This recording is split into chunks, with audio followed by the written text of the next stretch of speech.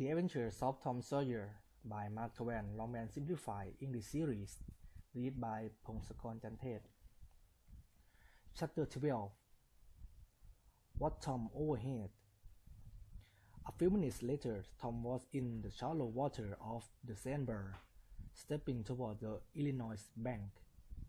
Before the water reached his waist, he was halfway over. Then he began confidently to swim the remaining 100 yards. He reached the bank, pulled himself out and set out in his streaming garments through the wood. A little before 10 o'clock, he came out into an open space opposite the village and saw the ferry boat lying by the high bank. He crept down, slipped into the water, swam a few yards, and climbed into the rowing boat fastened to the ferry boat. He lay down and waited. Soon the bell rang. A voice gave the order to cast off, and the voyage began. Tom was pleased at the success, for he knew that it was the boat's last trip for the night. A quarter of an hour later, the engine stopped. Tom slipped overboard and swam ashore, landing 50 yards downstream, where there was less danger of being seen. He flew along deserted lanes and soon found himself at his aunt's back fence. He climbed over and approached the window of Aunt Polly's room, for a light was burning there.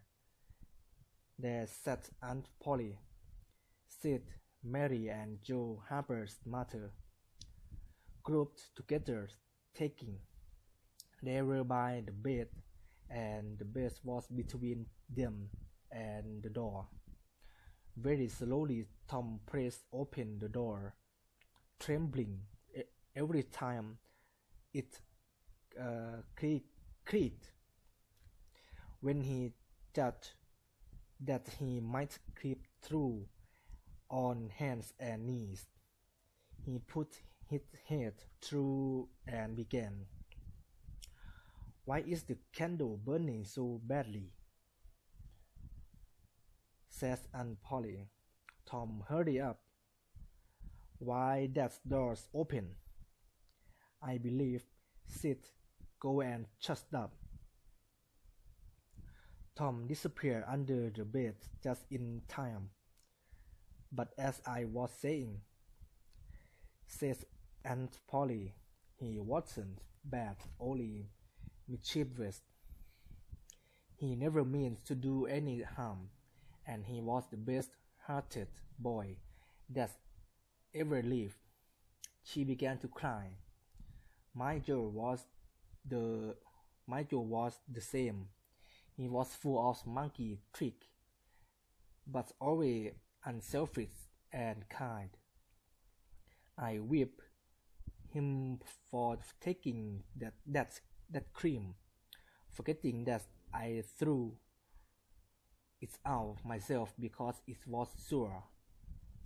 It's heartbreaking to think that I'll never see him again in his world. Never, never, never, poor, ill-treated boy. Mrs. Harper wept bitterly. I hope Tom is happier where he is," said Sid. "But he had been better in some ways."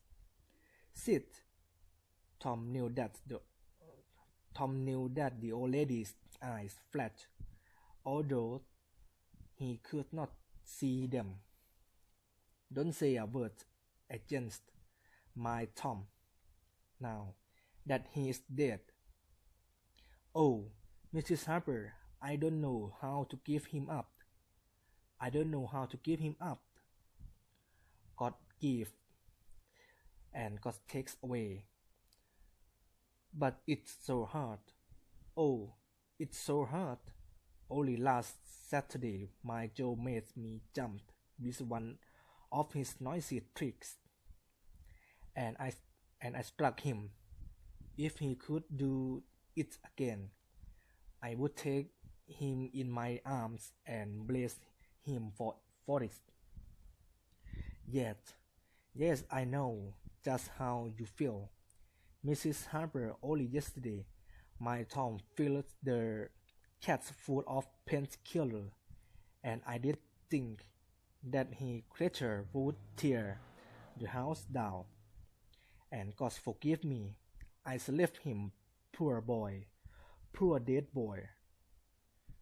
But he is out of all his troubles now, and his last words I never heard him say were to blame me. But this memory was too much for the old lady, and she broke down entirely. Tom was crying now, and more in pity of himself than of anybody else. He could hear Mary crying and putting in a kindly word for him from time to time.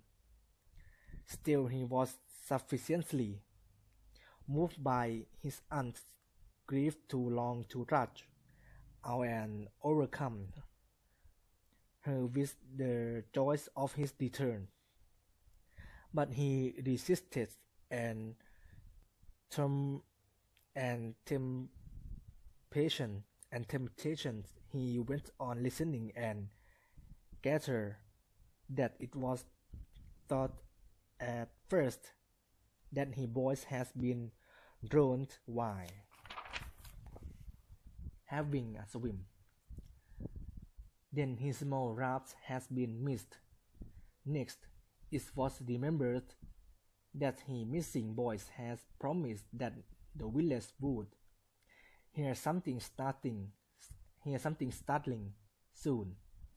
The opinion of most people was that the voice has gone off on the raft and would appear at the next time downstream. But at noon, the raft has been found against the banks 5 or 6 miles below the village. They must be drowned. Otherwise, hunger would have driven them home. This was Wednesday night. If the boys continued to be missing and if their bodies were not recovered from the river before Sunday, all hope would be given up, and the funeral service would be held on Sunday morning. Tom shivered. Mr. Harper wept. Mr. Harper wiped her eye, said good night, and left. Aunt Polly was far more tender than usual in her good night to Sis and Mary, who went off crying. Aunt Polly knelt down and prayed for Tom so earnestly and with such infinite love in her words and her old trembling voice that Tom's eyes were streaming with tears long before she had finished. He had to keep still long after he had gone to bed, for she was restless and kept on murmuring broken-heartedly. But at last she lay still, only moaning a little in her sleep. Now the boy stole out and stood regarding her. His heart was full of pity for her. He took out the bark roll and placed it by the candle. But something occurred to him, and he stood considering. A smile lit up his face, and he put the bag back in his pocket. Then he bent over and kissed the faded lip and tiptoed out. He went to the ferry landing and walked boldly on board the boat, for he knew that the watchman always slept like a log. He untied the rowing boat, slipped into it, and was soon rowing courteously across the river. He was tempted to capture it, but he knew that a thorough search would be made for it, and then there might be discovered. So he tied it up, and as soon as he landed and set off through the woods, it was broad daylight before he found himself opposite the island sandbar. He rested until the sun was well up and turning the surface of the great river into gold, and then entered the water. A little later he paused, reaping on the edge of the camp. "No, Tom's straight," he heard Joe say, "and he'll come back. He won't desert. He knows that would be shameful for a pirate, and Tom's too proud for that sort of thing. But I wonder that he's doing well. The things are ours, aren't they? Nearly, but not quite. Huck. The writing says that they are if he is not back for breakfast, which he is," exclaimed Tom, stepping gladly into camp. A splendid breakfast was soon provided, and Tom described his adventures. They were a vast and boastful company of heroes when the tale was finished. Then Tom hid himself away to sleep till noon, and the other pirates got ready to feast and explore.